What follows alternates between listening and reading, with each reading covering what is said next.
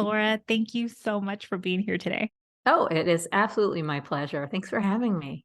Laura, when I started the podcast in 2020, I had a few dream guests, and you were one of them. So Oh my gosh. Thank you. I'm so honored by that, Lupe.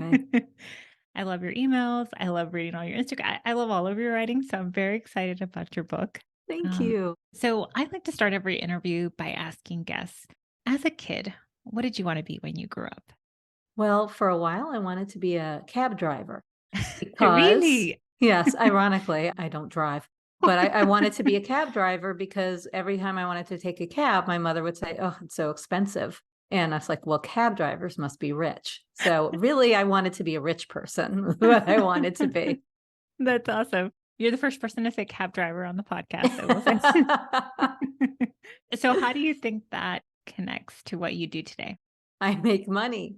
And I love to make money. It has always been, and I didn't grow up poor or anything. We were perfectly comfortable, but I Mm. have always wanted to be rich. And I always love getting my allowance. I remember my parents together started giving me a quarter from my weekly allowance when I was 6. And I loved getting that quarter. And I would always spend it at those toy machines at Woolworths that where you get like the toys that come in like in a little out of a dispenser and a little egg. Mhm.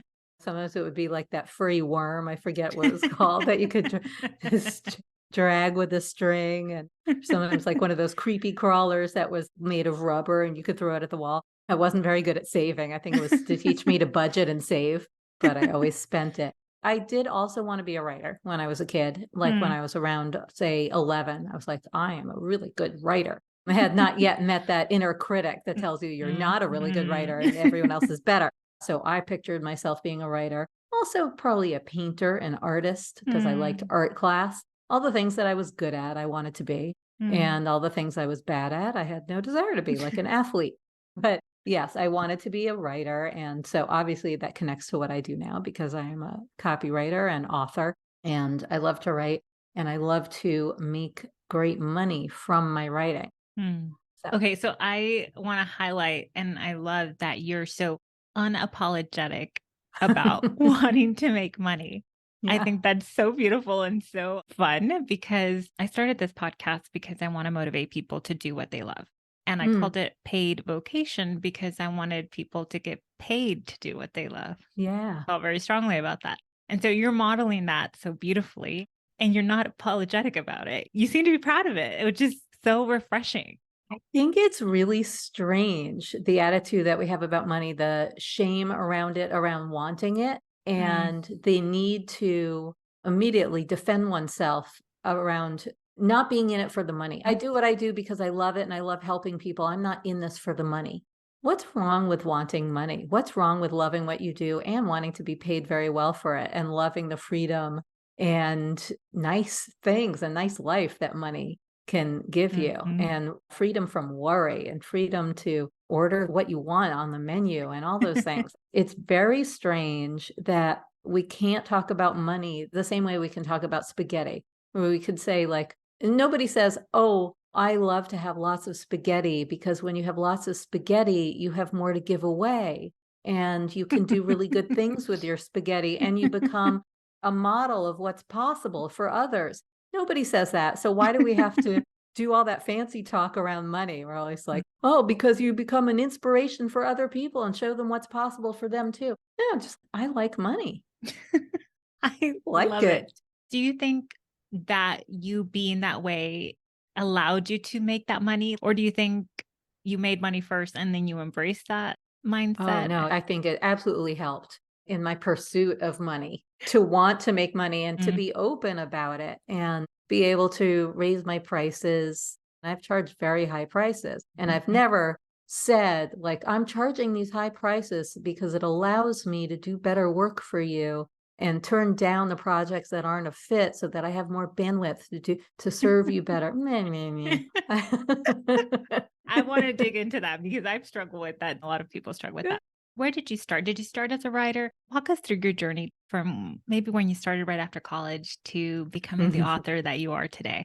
Was it a straight path? And I know it wasn't, but I'd love to hear your perspective on it. I'm laughing because in my book it is laid out. pretty clearly as a not straight path. The whole first year after college, now looking back at the course of my life, I'm like, that was a blip. That was a fraction, a tiny, tiny fraction of my career and my life.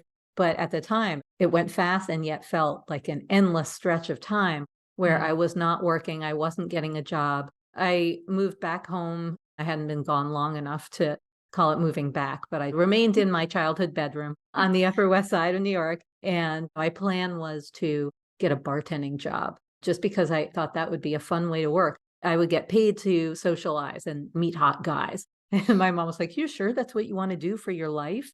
I was like, "I never said I wanted to do it for my life. I just want to do it for right now." And my dad was fine with it. He was fine with anything that showed industry. But at any rate, I didn't look very hard for those bartending jobs. I went out like pounding the pavement maybe twice and was lucky enough to land one and then another one after I was fired from the first one because I was a terrible bartender. I was fired from both. But I went out at night like it was my job. I considered that my job. And so for a whole year, especially that first summer, and then throughout the year, I pretty much made it my job to show up at the one bar that I liked and was hoping to get a job at, but they didn't want me. So I just turned up anyway every single night and would be out till 4. And the night wasn't complete unless I made out with somebody. And of course, my dad would always be coming into my room every other day. "How's the job hunt going? Can I ask about your progress? I'd like to see some initiative."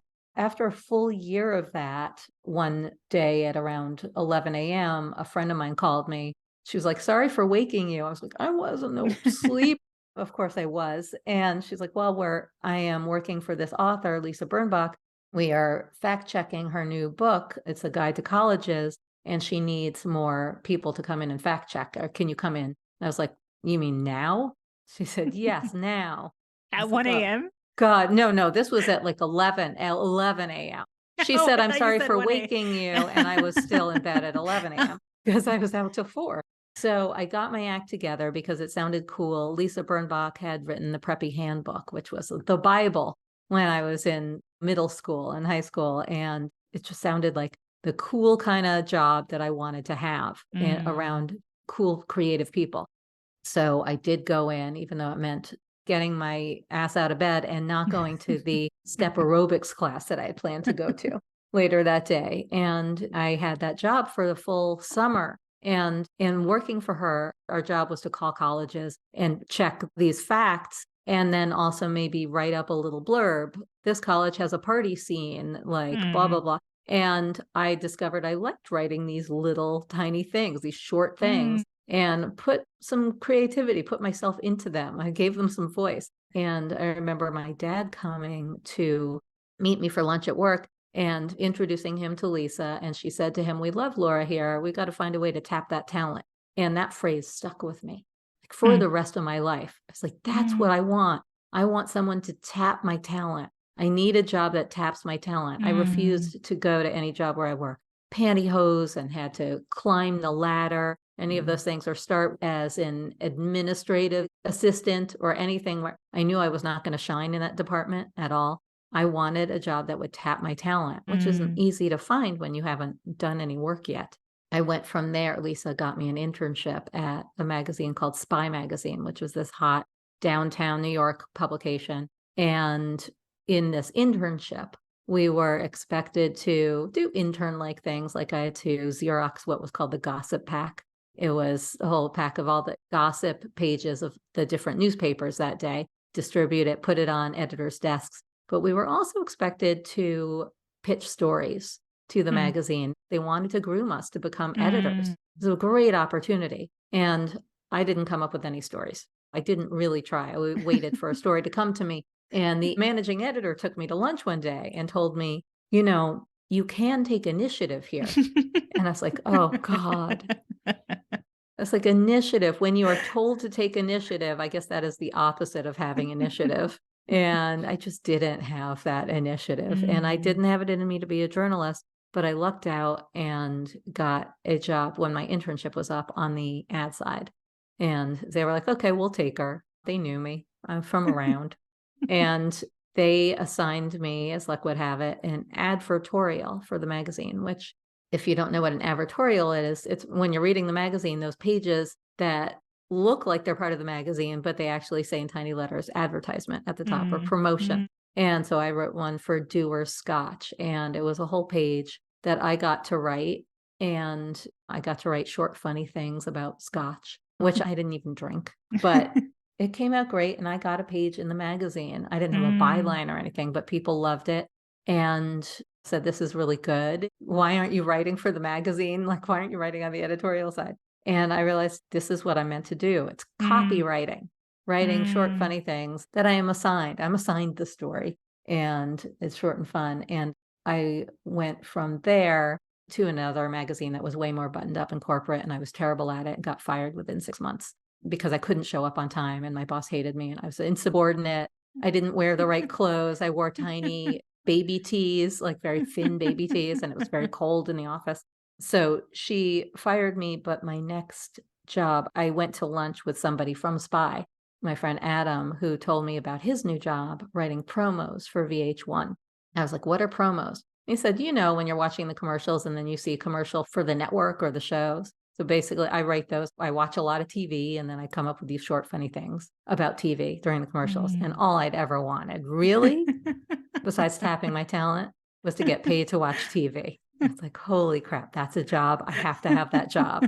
And it was a good time to go and get that job. There was lots of opportunity. He introduced me to the editorial director there. She was like, sure, we'll take you, and assign me a promo, even though I had no reel to show her or anything. That's where I started writing promos for TV and went on to write for Nick at Nite, which was the holy grail of promo departments. I loved their promos before I even knew what a promo was, and worked in TV promos and wrote spots for Bravo and Fandango and other networks for many years. And before I segued into the online world where I am now, which is how you know me. And so to answer your question, long story long, it was not a straight path. Thank you for sharing that. And the question that comes up for me as you're talking, have you always known you were funny? I think that was my personality as a kid. I remember, you know, parents in the yearbook, when you graduate, parents buy an ad and put a picture of you in it and a line. And mine put a picture of me laughing as like a 4-year-old. And I think it said, always leave them laughing. That was my personality. That was my hat trick. So you get paid to write and you got paid to be funny. Yeah. Yes. And that was the dream. That was always the dream, to get paid to be funny and get paid to write and get paid to watch TV.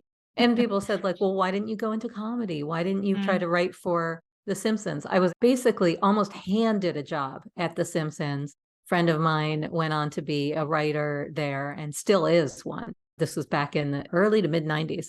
He said, basically, if you write a spec script, we're looking for women writers, write a spec script, you will get a job here. And I was like, well, I don't have any ideas. So I didn't. I always felt like, of course, it's a story we tell ourselves about our own limitations. But I was like, I don't have a story. I don't have an idea for a whole episode. And so I can't. And maybe I didn't really want the job. Maybe the whole idea of it was too intimidating for me. Maybe I didn't want to move to LA, which you would have to do. So it was a very particular form of writing funny things that appealed to me. I love that because that's very specific. I tell people there's ways to figure out to do what we love. A lot of people don't believe that that's possible. And even just in kind of like broad categories. And you're saying, hey, I got to find a way to be paid well, being funny in short. Like, it's very specific and you figured it out. Yeah. I mean, it took a long time to get here where I'm writing. The next phase after promos was writing for clients, writing for private clients, helping them write their copy. And I enjoyed that, and it made me feel very essential and paid very well because I charged a lot. After a while, I started feeling like, you know what, I want to write in my voice. It's nice helping people and it's nice getting booked, but I want to write in my voice for me. And I want to use my voice to make money for myself. And so I got there by making a practice of writing emails. And I had been building a list, but now I was like, okay, now it's time to use those emails to sell. I hadn't been selling anything really, except my services on occasion. I'd just been writing random things or directing them to my blog posts, etc. I realized if I want to get paid to write emails, first of all, I have to write more emails. Mm. Second of all, I have to sell something in those emails. So that's how I came around to that. It can be a long, winding path to figure out what you really want, or Yeah. it may change over Mm. time. For a Mm. long time, what I wanted was to write spots for TV. And that was Mm. very cool. And I had fun doing it. And it was a great office life. I had an awesome social life when I was there, great friends. But after a while, it changed. What I wanted to do changed. But yes, I agree with you that it's possible to find that. It just might not happen right away. You have to do it by trial and error, trying Mm. different things. And some of them you might not like. I mean, I did not like working for that magazine, that second magazine at all. They didn't like the tone that I used to write. I thought everything should be cheeky and funny, and they thought it should be elegant. Up here is what my boss would say as she would wave her hand over her head, which is the symbol for over my head. But she meant up here. She would say, it needs to be up here. So it was not the right place for me. And what's funny is because I couldn't get there on time, she had a thing called in the summer, instead of 10 to 6, you would work 9 to 6. Then you would get a half day off on Fridays. And I couldn't make it in for summer hours. I could not make it in by 9, barely made it by 10. And to punish me, she took away my summer hours, meaning I had to stay on Fridays.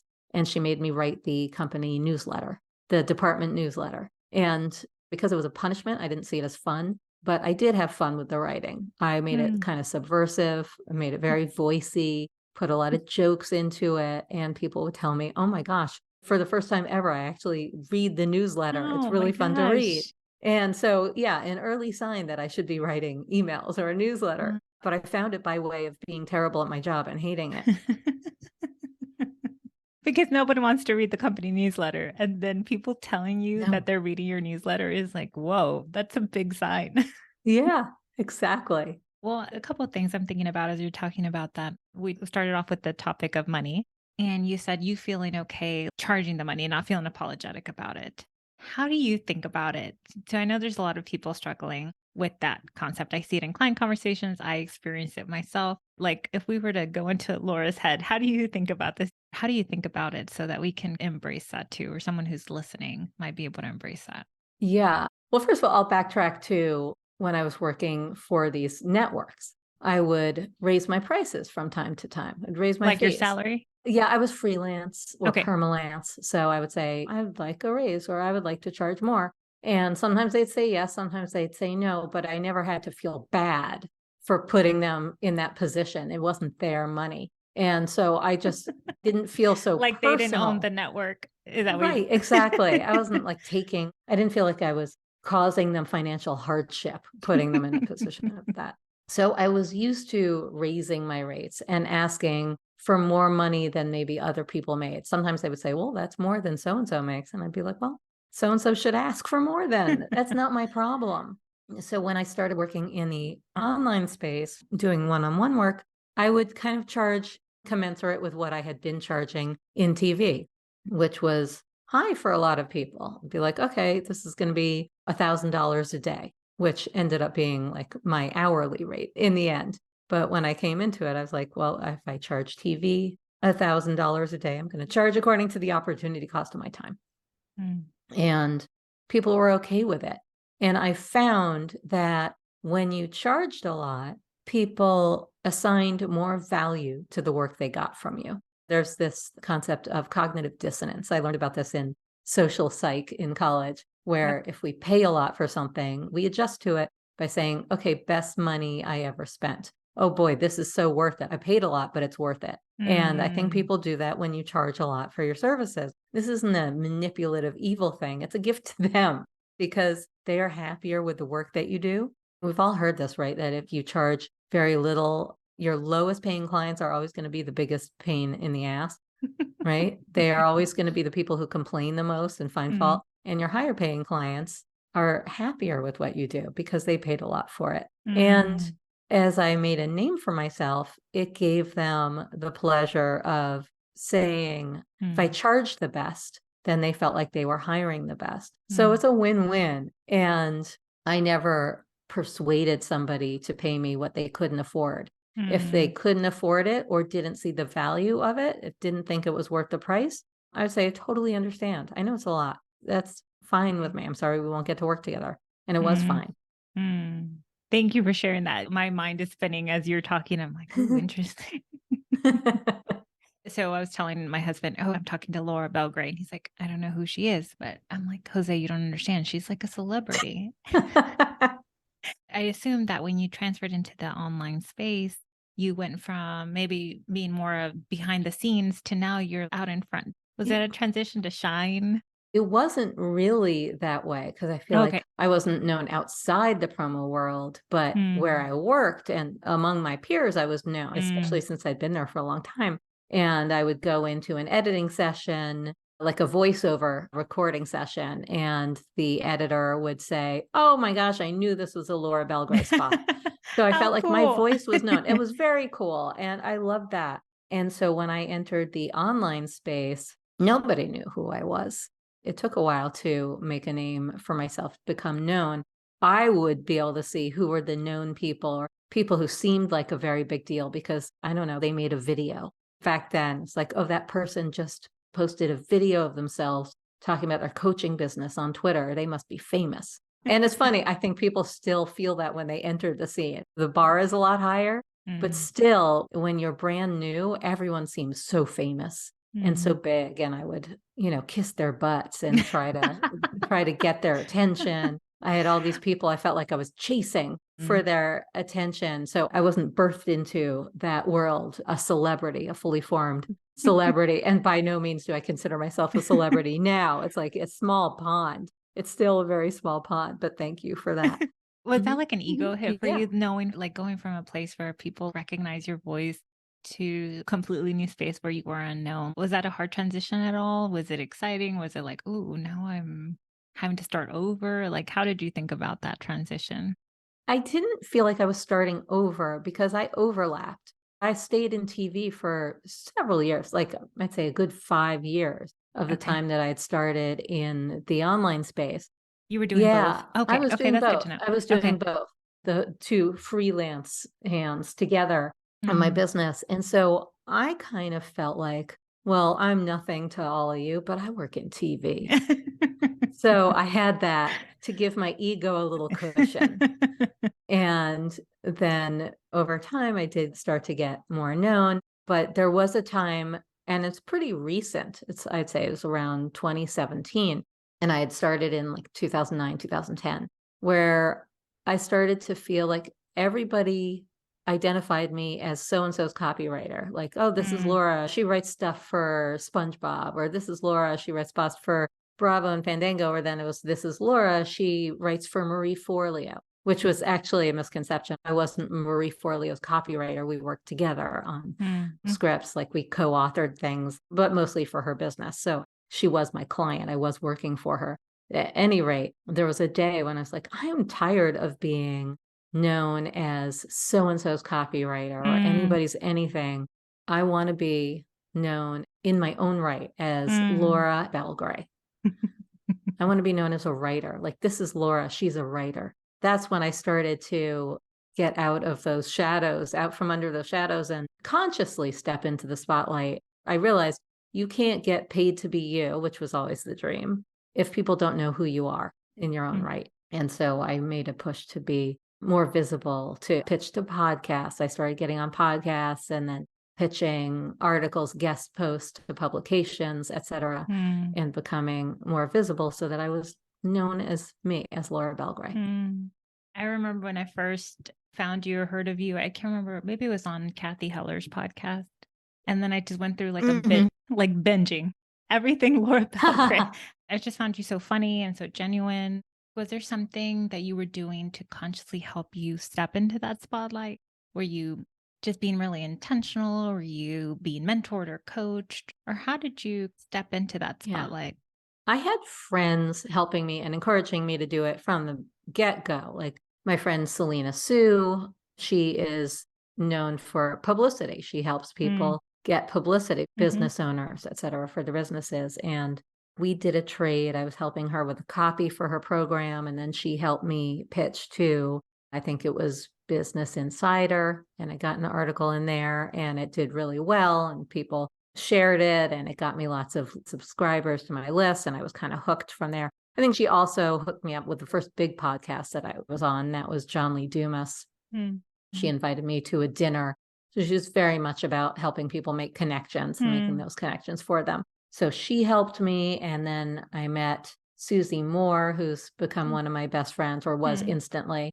And she was like, why are you writing these blog posts? At the time, my main form of content was blogging. It's like, you write these blog posts, but they don't go anywhere else. Nobody can find them unless they know who you are. You need to put them out into the world. You're being this miser burying your gold in your backyard instead of, she told me she loves parables. She's amazing. She's the best. And she's like, you have to put it out there. Share your gold. Be findable. And she had done so well with her own publicity, guest posting. Like, she was already way ahead of me in the online game and selling courses, etc. Had a bigger list already, bigger following. And she had just started like a year or two before that. So I was like, oh, I saw the benefit of visibility, publicity. So she helped me pitch to a couple of places. And that's where I really started to take off. Between that and becoming more prolific in my writing and sending more emails to my list, because that's a big deal too. It keeps you top of mind, and selling to them. That's what cemented my name, I think. Susie Moore's been on the podcast, and that's one of the most downloaded episodes because she's talking about let it be easy. And I've been to her Pitch Please conferences where she talks about publicity. And I think something that holds me back from pitching, even though I kind of have a roadmap that she's shared, is I'm worried about being visible and being maybe judged. Even starting the podcast, I procrastinated for months because I thought, once it's out there, anyone can listen to it. As I'm listening to you, I'm thinking, ooh, that sounds exciting. And also that's scary from my point of view. And so did you experience any of those? Or how do you think about it? If someone's, for me, selfishly, as I'm listening to you talk, and maybe if someone's listening, thinking about being visible in their own way, at their company, in media, or whatever it might be. I knew that I would be judged, especially with the kind of stuff I was putting out there about money. The first piece I put out there was, I make $950 an hour writing from my couch. Here are my best tips if you want to work from home. And then one that I wrote later in 2019 was, I didn't make my first million till I turned 50, and I wouldn't have it any other way. Or here's why it's great to be a late bloomer, something like that. And I knew that it was a little dangerous to put my income out there, what I made, because I knew I was going to be judged for it being a little crass. It's tacky to talk about what you make. And also, I knew people would say, well, you're rich. Why do you need more money? They think whatever number you say, if it's a ton of money to them, they will think you have enough, that you're set for life. Why are you looking for more money? Why are you charging for anything you do? And so I knew people would have attitudes about that. And in general, I don't worry about being criticized. I know that it is a fact of life. I know that it will happen. If somebody criticizes me directly, like writes to me and tells me they don't like something, it does sting. I'm not immune to it at all. I like to be liked. I like to be agreed with. I don't like to be disagreed with. My face burns. I start to defend myself. I'll start writing back to them and then like leave it for a bit. But I'm really conscious of the fact that nothing I love, cherish, and I'm so glad I found, like no TV show that I love, no song, no work of art, no person got there by saying, just don't be annoying. Nobody's mantra, no great artist's mantra is don't be annoying or don't be criticized. You don't get anywhere by hiding from criticism and from trying your best to be liked by everybody.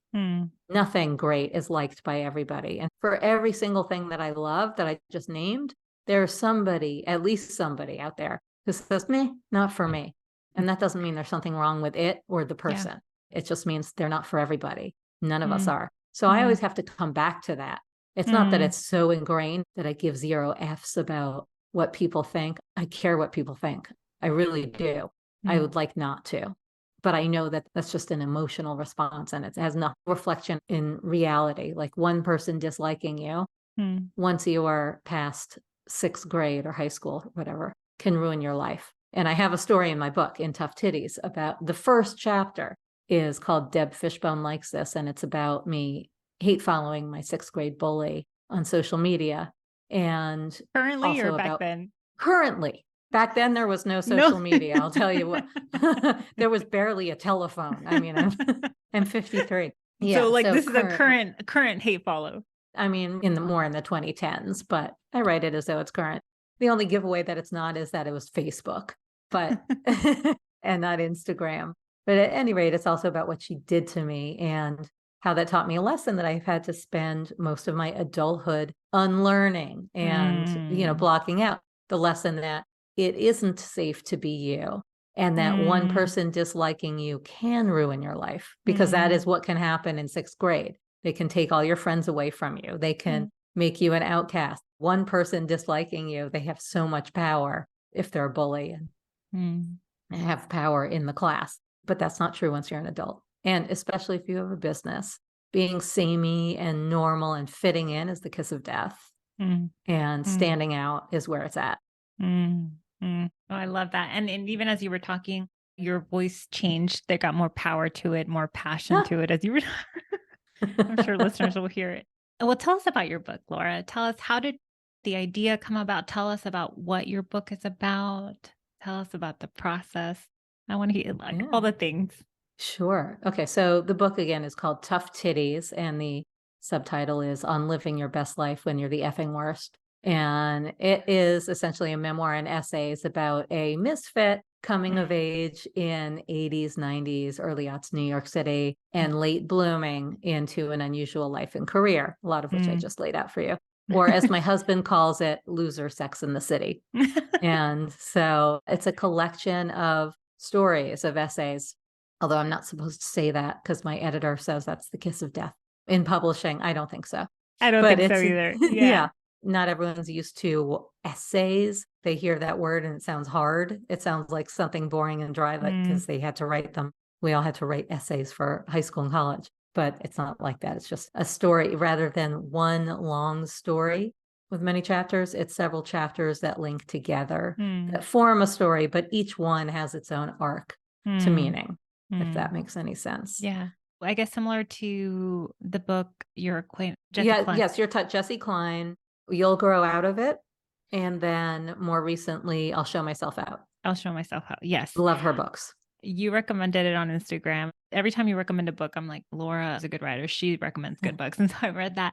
And I have not laughed out loud like that in a long time. I actually read out loud one of the chapters to my husband. I knew he wouldn't read it, so I had to like force him to. Yeah. And I think that's an essay form. She's one of my role models, like Mm. heroes of that form. David Sedaris is the original. Tina Fey's memoir, Bossy Pants, is really a memoir and essays. Her chapters stand alone Mm. or work all together as a memoir. Those were kind of my comedy essay heroes. Mm. And so your book is sharing your story, how you found your place.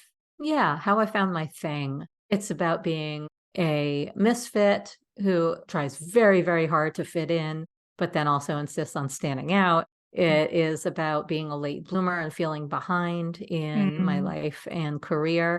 It's been an ongoing theme for me. And it's also about rejecting the supposed to's, because I'm just not a very supposed to person. I can't get with them. Like all the supposed to's that other people feel compelled to check off, they are not for me. And that's part of the meaning of the title. First of all, it's something I just find myself saying all the time because I'm 12, tough titties. Second of all, I think it is the essential sorry, not sorry, non-apology that I issue to the supposed to's in life. Like, you Mm. want me to be this way? You want me to drive a car, learn to roast a chicken, have kids? Well, tough titties. I'm not doing any of that. And I haven't. Well, I thought it was so funny. I've never used that term. I didn't grow up. I grew up talking Spanish. So it's just like I've always been a rule follower. I've always been I need to do this. This is what I'm going to do. So you're this example of someone who is willing to step outside of that, and the example of what can be if we're willing to do that. I started off my career in accounting because I was the first in my family to go to college and I want to support my family financially. And I did that for 8 years. And then I just thought, this isn't it. And it took so much courage to leave, even though I had the Yeah. support of my husband, who was like, we'll be fine. It was very, very scary because I wasn't following the rules. When I hear you talking, I'm like, oh my God, this is like the exact opposite of me. And such a wonderful example. What did you learn about yourself, Laura, from writing the book? Well, I learned for one thing that I haven't grown out of a lot of the things that I would like to grow out of. Still a terrible procrastinator. I thought the writing would pour out of me. I thought I was over that, and I ended up agonizing over it for like a year, and such a hardcore avoider, procrastinating in a not fun way at all. Just like agonized Netflix watching, just like not enjoying it, just Yes. knowing that I know that. But I did find that I am over some of the things that I was writing about. Like I wrote them initially so long ago. That first chapter that I told you about, Deb Fishbone Likes This, about hate following her. Well, first of all, I think she unfollowed me a while back and I didn't notice because I went to like kind of fact check myself on her again. I was like, oh, shoot, I don't She have unfriended access to you? Yeah, she unfriended me. Unfriended me, not unfollowed. She unfriended me, which was essentially blocking someone. But I did find the power that chapter had over me, that story had over me when I first wrote it down, no longer had the same sting. I almost felt like, is it worth keeping in? I don't feel this way anymore. But it is. It's still a powerful story for other people to read, and they feel seen, especially if they were bullied at any time or just felt like a loser. Do you think writing it helped you heal from that, or helped you kind of get past that where it didn't sting anymore? I do. I do think that helped a lot. I mean, there were things that I wrote that felt very close to home when I was writing them, brought back so much memories in a visceral way. So when I was writing the chapter about my married salsa instructor, who is a sociopath and just withholding and mean, and I was with him for 2.5 years, like writing the story of that and him cheating on me and me finding out, that gave me a hangover. I would feel like, why do I feel so crappy right now? And I'd be like, oh yeah, because those feelings are back up, like they've come up. But it did help me heal from it. And the kind of like, I used to talk about it all the time, not because I felt so close to it, but it was still like, I can't believe that was me. I can't believe I did that. I always had this need to talk about Antonio, as I call him in the book. Now it's done. It feels complete. So a lot of what I put in there, a lot of the painful stuff now feels complete. Like you were able to release them. Yeah, I really think so. Other things, feeling behind and comparing myself to other people, that has not gone away. And that's kind of the conclusion I come to in the end. I have coping mechanisms and I have sensible thoughts to dismantle those feelings of feeling behind and comparing myself and feeling less than, etc. But that hasn't gone away from me. I can't help it. I look on Instagram and I see somebody who's doing so much better, or who just made $4 million in an hour with their brand new launch. And I just feel like crap. And then some things have not changed for me. I'm not over it, but maybe thank you I'm a for little sharing stronger. that. Yeah. Sure. You're not saying, oh, I have it all figured out. I wrote this book. No. I'm done. I'm complete. No, not by any means. I certainly wouldn't date a married man anymore. I feel really, really solid in my, yes, I was like so solid in my marriage. That's one thing where I feel like I am good. And I love that relationship. And now look back with some compassion and some, I've got to say, some judgment on the person that I used to be, like boyfriend stealer. And I was all those roles, the home wrecker, without really knowing it, but kind of knowing it. I think that what you've done with your career is like so cool and so amazing. And obviously to the financial piece, I read those articles you mentioned about hitting the first million and all of that. And what I admire, I think the most is how genuine you are. I met you in person at Susie's Pitch Please, and you just seem like a just genuinely good person. You have this genuinely good energy. And I told Susie in the first Pitch Please that I went to, I said, of course you and Laura are friends. And she said, well, doesn't happen by accident. This is intentional. I try to surround myself with people that are good people. And I see that. And so it's just very fun and cool and refreshing to meet someone who's successful, who's doing what they love, and who's just a genuinely good person. Thank to get to you. share this hour with you has been really special. For me too. And it's very clear to me that you are a genuinely good person, way more so than I am. I'm a good person and I don't think I'm a terrible person. I just do think Like my subtitle is honest on living your best life when you're the effing worst, because I do in many ways often feel like, oh, I'm the worst. You're not. Sure, I am in ways, and I'm okay with that. I'm comfortable with it. I'm petty. I gossip. I talk shit about people all the time. But that's and what then I'm makes you like, relatable. Like when you talk about yes. liking the housewives and liking Bravo, it's so fun to hear that. I love those shows because I'm a terrible person, but they allow me to enjoy that terribleness, like the garbage, without being involved in it. It's like it is conflict and backstabbing that doesn't involve me. You're not alone in that. I think everyone has their guilty pleasure shows, Oh, and I have no guilt. No guilt. I think there's no such thing as a guilty pleasure. No, well, like, why oh feel wow, guilty about that is deep. That is deep. unless your pleasure is killing people Okay, or yeah, stealing. yeah, You should feel guilty if that's your yeah, yeah, pleasure. yeah, But yeah, for watching, sure. Real Housewives and Vanderpump Rules, no guilt. Laura, thank you so much for being here today. When does your book come out? Where can people find it? Where can people learn more about you? Thank you for asking. So Tough Titties comes out June 13th, but whenever you're listening to this, now is the time to order it, whether it's out yet or not. So if it's not yet June 13th, please pre-order it at toughtittiesbook.com.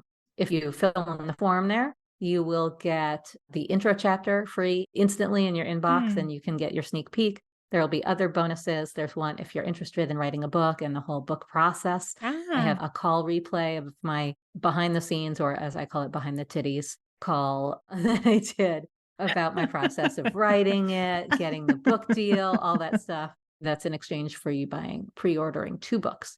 But grab that. If it's still pre-order time, grab that because it'll go away when the book is published. Awesome. Thank you. I need to do that. I've pre-ordered your book. I need to pre-order another one so I can do that second one. Oh, and yeah, I need got to it. sign up for the for the freebies. Thank you so much, Laura. Thank you so much. This was so much fun.